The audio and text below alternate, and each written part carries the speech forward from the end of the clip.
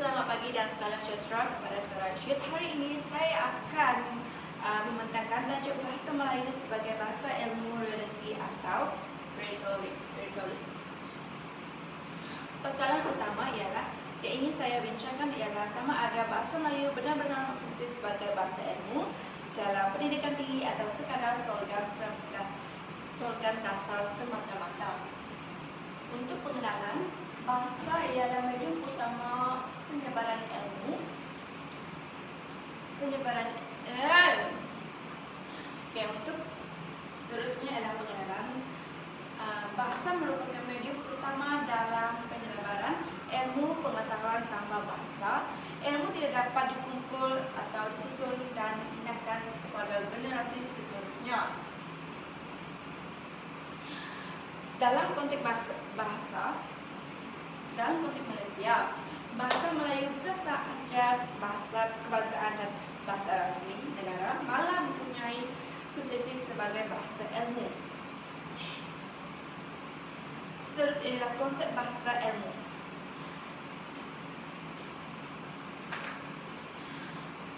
Bahasa ilmu merujukkan kepada keupayaan sesuatu bahasa digunakan dalam penulisan, akademik, penelitian saintifik dan penyampaian ilmu berbagai bidang.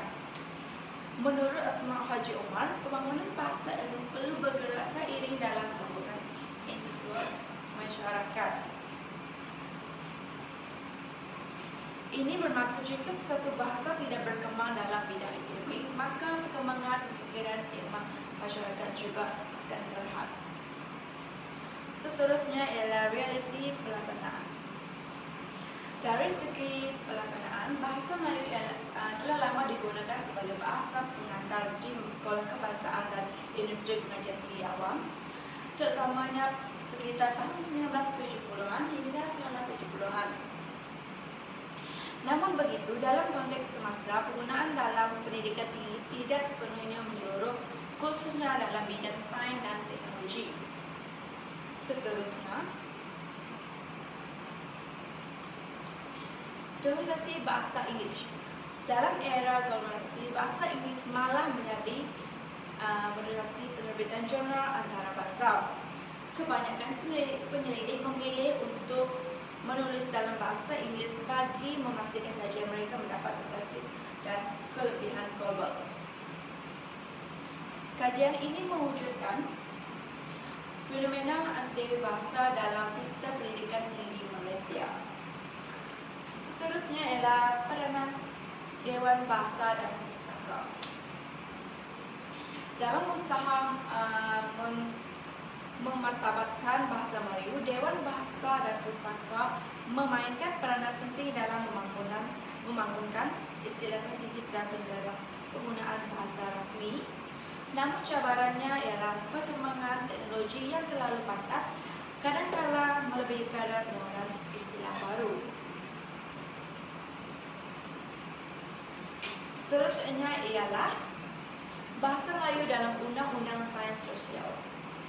Walaupun menghadapi cabaran dalam bidang, bahasa Melayu mempunyai kedudukan yang kukuh dalam bidang sains sosial, pentadbiran negara dan sistem perundangan.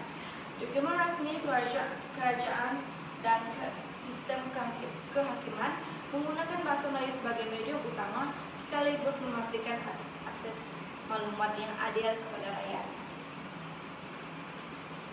Untuk cabaran utama ialah kekurangan istilah saintifik yang standar dengan pergantungan kepada sumber bahasa Inggeris. Fenomena bahasa rojak dalam kuliah juga sedikit sebanyak menjelaskan perkembangan bahasa semasa Melayu sebagai bahasa ilmu.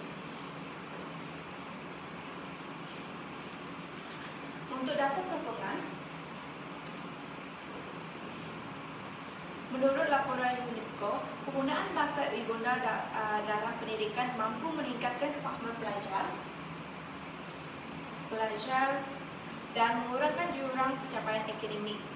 Walaupun laporan ini lebih tertumpu kepada pendidikan asas, prinsip yang sama boleh diaplikasikan dalam pendidikan tinggi. Seterusnya ialah kepentingan martabatkan bahasa Melayu.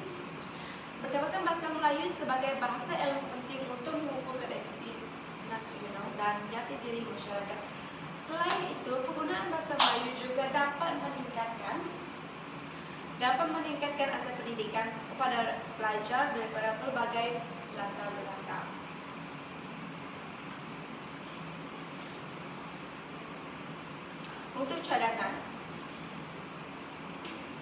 Untuk cadangan ialah bagi mengukuhkan peranan bahasa Melayu sebagai bahasa ilmu, ada beberapa langkah yang boleh diambil. Yang pertama ialah meningkatkan penerbitan akademik dalam bahasa Melayu. Yang kedua ialah mempercepatkan penggunaan istilah sensitif melalui kerajaan pakar bidang dan ahli bahasa.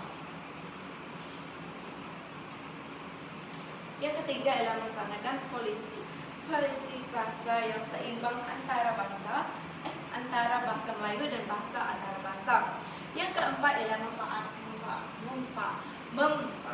memanfaatkan teknologi digunakan dalam penggunaan bahasa akademik. Seterusnya ialah kesimpulan. Untuk kesimpulan, sebagai kesimpulan, bahasa Melayu mempunyai potensi besar untuk berfungsi sebagai berfungsi sebagai bahasa ilmu.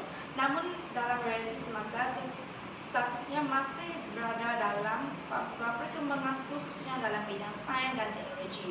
Oleh itu, sama ada bahasa Melayu merupakan realiti atau retorik bergantung kepada